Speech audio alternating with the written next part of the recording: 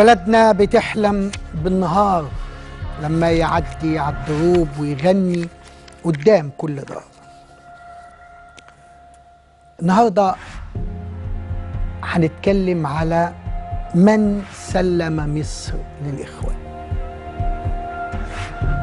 مقولة دارت في طول البلاد وعرضها أن المشير طنطاوي والجيش المصري سلم البلد للإخوان. قلت لكم قبل كده إن الأخ الكاتب والمفكر الكبير محمد حسنين هيكل ذهب إلى المشير طنطاوي وقال له الناس دي خدت الانتخابات البرلمانية، هات منهم رئيس حكومة. واقترح عليه بالفعل محمد مرسي العياط مسؤول المكتب السياسي انه يبقى رئيسا للحكومة.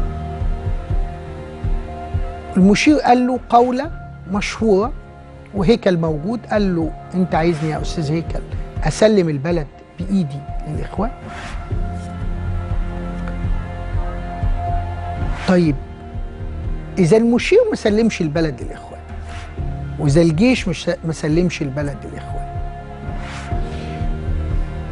واذا المشير بأدب واخلاق قال ان اللي الشعب هو اللي سلمهم السلطة، هل الشعب فعلا هو اللي سلم الإخوان السلطة؟ ولا من قادوا هذا الشعب وزوروا وعيه وتحالفوا مع الإخوان هم اللي سلموا السلطة للإخوان؟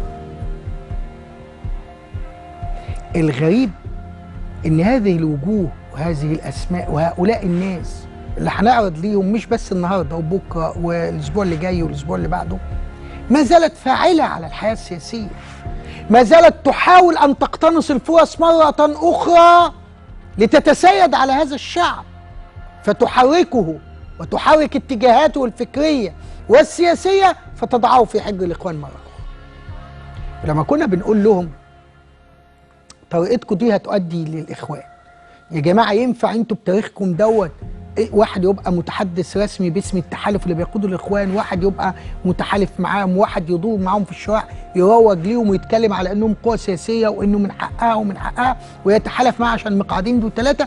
كانوا يقعدوا يقولوا لنا ايه؟ انت هتمسك لنا فزاعه الاخوان، انت لسه فاكر العهد القديم، انت لسه فاكر الاخوان بتوع زمان اللي روج ليهم مبارك ورجاله على انهم ناس ديكتاتوريين واقصائيين وبتوع خلط دين في السياسه، انتوا مش فاهمين حاجه، اخوان ده فصيل سياسي وفصيل جماهيري وكذا وكذا واقوى فصيل على الارض واحنا مستعدين. كان كل واحد من دول، خدوا بالكم للفكره،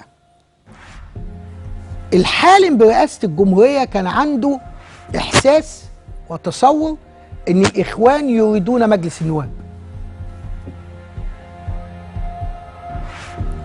ادلهم المجلس وساهم في وصولهم للمجلس مقابل ان انا براجلهم في الانتخابات الرئاسيه. ده كان تفكير واحد زي حمدين صباحي مثلا، مع كامل الاحترام، واحد زي الدكتور سيد البدوي مع حفظ الالقاب للجميع وكامل الاحترام للجميع، وغيرهم كتير كانوا شايفين البرادع مثلا وراح مكتب الارشاد وقعد معه بوساطه، واللي عمل الطبخه دي كان ابراهيم المعلم. يبقى البرادعي، حمدين صباحي، السيد البدوي، كل دول كانوا شايفين ايه؟ الاخوان مش هيبقوا عايزين رئيس، اوراقهم بتقول كده وكلامهم بيقول كده، هيبقوا عايزين مجلس النواب. طيب نتحالف معاهم ونديهم مجلس النواب. نسيوا حاجه واحده بس، انه انت بتديهم مجلس الشعب وبتديهم مجلس النواب، انت تعطيهم هذا البلد ببساطه شديده جدا. كل من تحالف مع الاخوان في برلمان 2011 وسلمهم البرلمان، سلمهم مصر على طبق من فضة. لا تقول لي بقى جيش ولا المشير ولا الكلام الأونطة ده. انتوا اللي سلمتوا البلد للإخوان على طبق من فضة، على أساس إنه هيردوا لهم الجميل. كل واحد عنده حلم الوصول إلى كرسي السلطة في مصر على جثة مصر نفسها. انت لما تديها للاخوان يبقى انت خلاص خليتها جثة، مقابل ايه؟ اوصل انا للسلطة. عشان كده كانت المفاجأة الكبرى ان الاخوان تعلن عن ترشيح رئيس بعد كده، بعد ما لهفت البرلمان ولهفت اللجنة التأسيسية.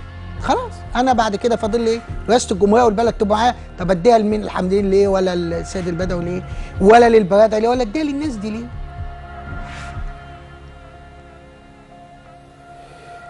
تعالوا نشوف التقرير دوت بتاع التحالفات الانتخابية بتاع برلمان 2011 عشان تعرفوا من سعى لإيقاع هذا البلد في حجر الإخوان. ثم بعد كده نشوف المكالمات التليفونية اللي بتؤكد على الناس بتبيع نفسها للإخوان إزاي، وشايفة الإخوان إزاي، وشايفة إنهم مفيدين بالنسبة لمين؟ أيوة، ليهم هم كأشخاص، مش مفيدين للبلد كمصر. تعالوا نشوف هذا التقرير ونرجع نتناقش على ضوءه.